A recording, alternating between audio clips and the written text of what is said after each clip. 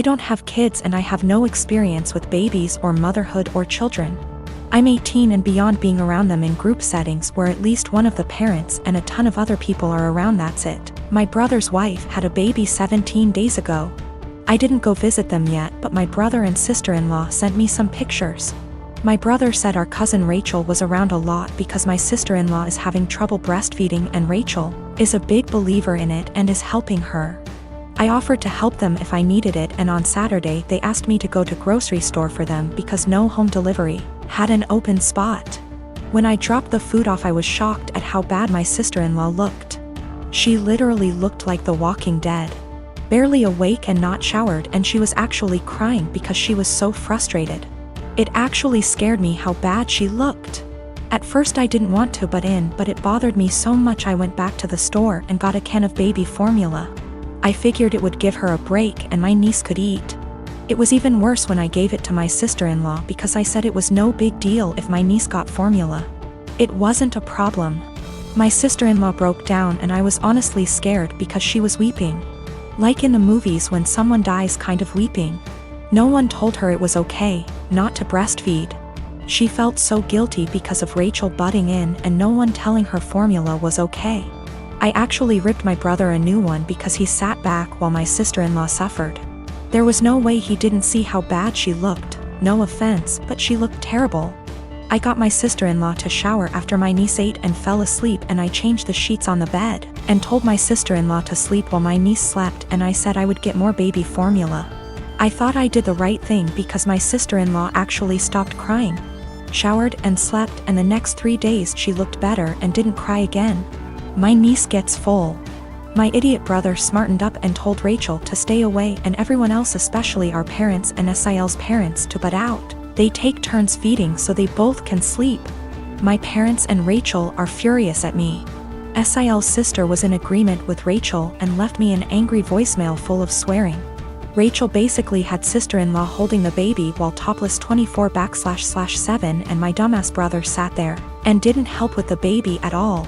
Rachel breastfed all her kids until they could walk and talk and never had problems, but my sister-in-law obviously did. My dad said I overstepped and should not have butted in. I was scared shitless after seeing sister-in-law on Saturday. Since I'm not a mother or baby expert, I have no idea what it is like with a newborn. I'm second guessing now after feeling like I did the right thing because everyone is angry with me. I have 3 siblings between the ages of 10 and 18. I'm the oldest, fourth at 25.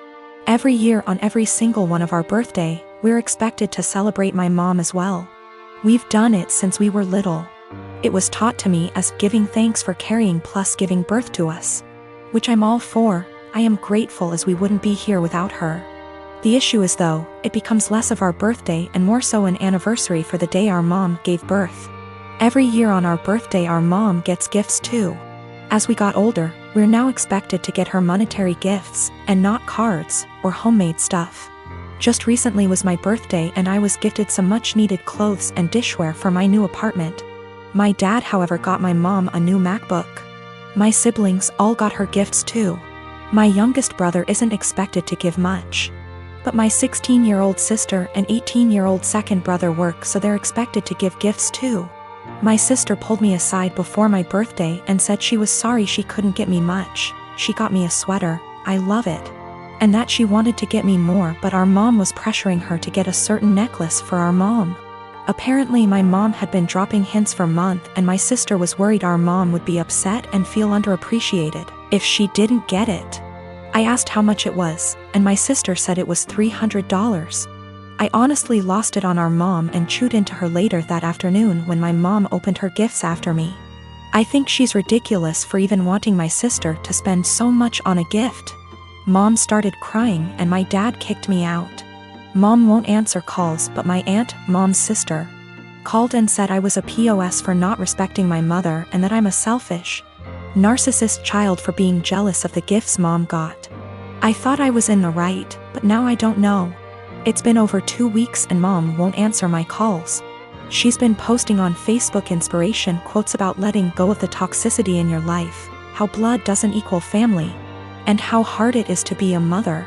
Several family members, aunt, grandma, uncle, and 2 of my cousins are replying to the posts and are very obviously directing vague comments at me about being a horrible daughter. What to think now because of how many people are on her side. I've always cleaned as I cook so that when it gets to the end of the meal, there's minimal mess. My husband is the opposite. When he cooks, it's like a bomb went off. I've encouraged him to clean as he cooks. And if we're doing a big meal / holiday meal together, I often make sure to assign him that role. Like most people, one of us cooks, the other one cleans up. I am the better cook, so I cook like 80% of the time. He gets an easy cleanup. I'm busier than usual at work, so he's had to step up. Whenever he's done, the kitchen is a mess. I don't even get how it happens. There will be oil splatters untouched, stuff drying to dishes, peels and meat. I'm not about to let food sit out overnight, so after I'm done eating I'll start the process and won't get to really relax much.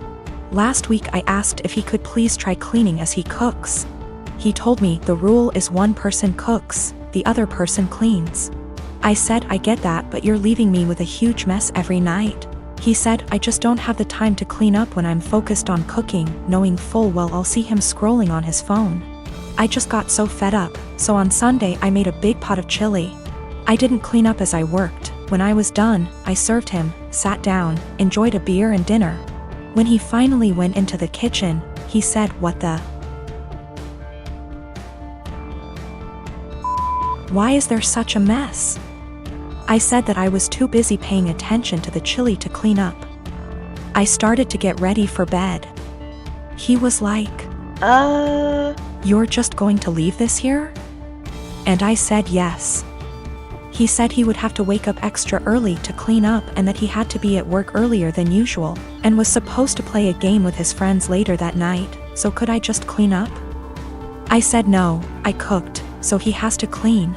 2 days later he's still pissy with me because he ended up not being able to game and told me that he didn't get enough sleep, and was exhausted at work. Not to be too snarky, but it's not like he's a surgeon, because I had to prove a point to him. I told him that nothing else seemed to get his attention, and I feel pretty justified. He told me I was being a smug asshole about it and it was childish. We don't have a dishwasher, there's no room for one, so everything has to be done by hand. Additionally, doing the dishes means cleaning up the counters and stovetop and sweeping the floor, taking out the trash if need be. When I make chili, it's a process starting / dried chilies that I toast, soak, seed, pulverize, etc. Then there's cooking the dried beans, then there's the onions and garlic and the peels, any other veggies, seeding tomato, cans of tomato, grinding the spices, etc. Then there's grating cheese for the top, etc. It definitely left a ton of dishes and other stuff behind. So another thing that comes up is whoever cooks also cleans, but since I cook most of the time, I just don't see that as being also fair to me. I'll end up spending almost every single day after work, I've been ending work at 6 or 7 some days lately, cooking and cleaning. If I had him cook more I would definitely start to gain weight and then we'd have another issue altogether. A while back, my brother married a woman who had an 11-year-old son named Billy. A year later my sister-in-law gave birth to a little girl. 2 years later, she gave birth to a boy. Billy, who was 14 by this time, was treated like an outsider. My sister-in-law and brother saw him as a burden who spoiled their picture-perfect family. If you asked my sister-in-law how many kids she had, she would say 2. Billy started acting out. He got involved with a bad group of kids and started getting into trouble. He started failing all of his classes. He eventually got into drugs and was suspended from school. My brother and sister-in-law were fed up with him. I asked my brother if Billy could spend the summer with me and my husband. We have a hobby farm and I thought maybe getting away from his life for a while could help him some.